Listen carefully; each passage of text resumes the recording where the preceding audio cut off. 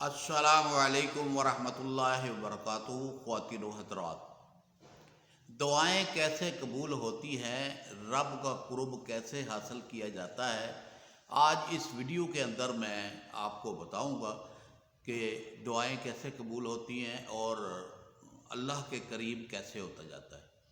مراقبے کے حوالے سے پہلے میں ویڈیو آپ کو اپلوڈ کر چکا ہوں، آپ تک پہنچ گئی ہے۔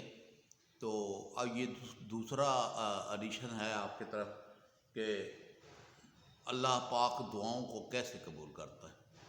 انسان گناہوں کی دلدل میں پھنسا ہوا ہے، کینہ، بغض، عداوت، بھائیوں سے لڑائی، بہنوں سے لڑائی، محلے والوں سے لڑائی اور مختلف شکلوں میں انسان گناہوں کی دلدل میں پھنسا ہوا ہے۔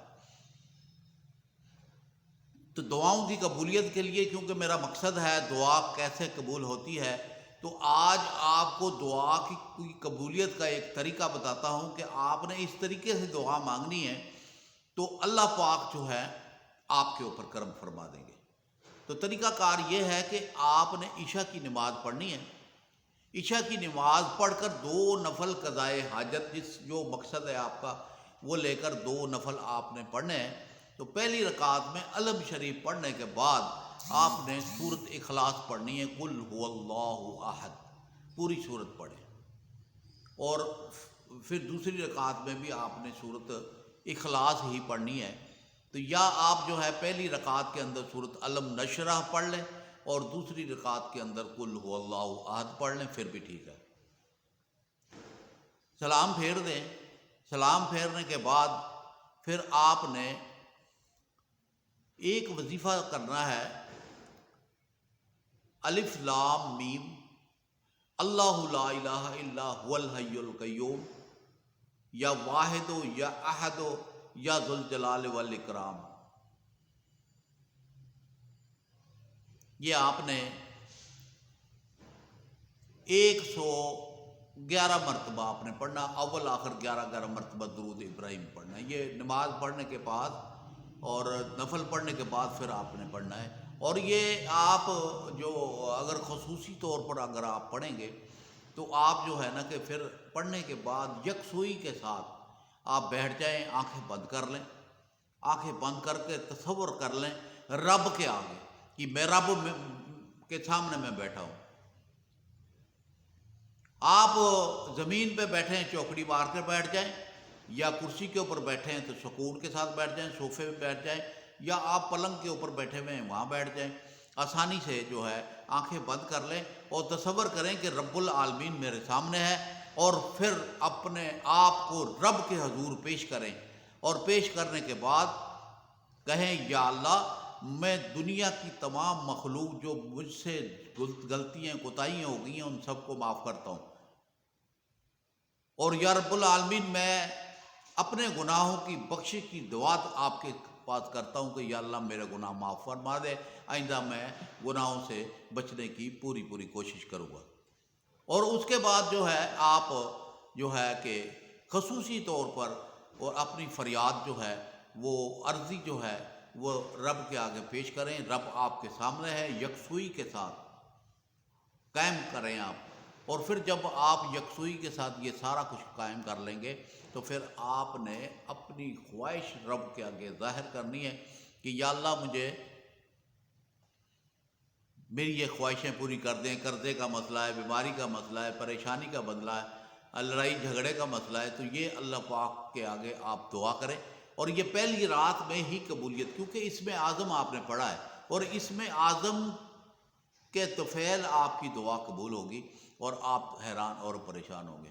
اگر آپ اس طریقے سے آپ نے پہلی رات یہ عمل کرنا ہے تو جو آپ کا یقین پختہ ہوگا تو پہلی رات ہی آپ کی فریاد سنی جائے گی، نہیں تو پھر دوسرے دن، تیسرے دن، چوتھے دن، 5ویں دن، 6ویں دن، 7ویں دن، 8ویں دن، 9ویں دن، 10ویں دن اور 11ویں دن۔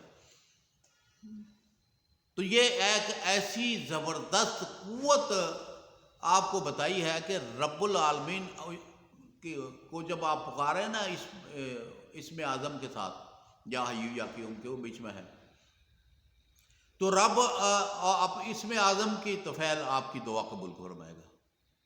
یاد رکھیں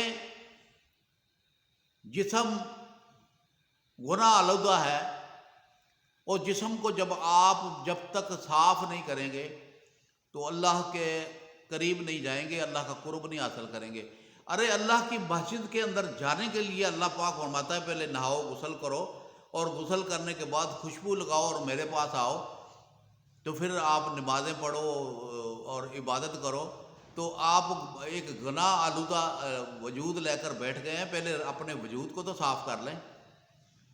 ایسے ایسے وظیفے میں نے QHP ٹی وی چینل کے اوپر بتائے ہوئے ہیں جس کے پڑھنے سے انسان کے گناہ صاف ہو جاتے ہیں۔ استغفر اللہ کو کثرت سے پڑھیں، اللہ پاک معافی فرما دیتے ہیں، گناہوں کی بخشش فرما دیتے ہیں، برائیاں ختم کر دیتے ہیں، انسان جو ہے وہ صحیح راستے کے اوپر آ جاتا ہے۔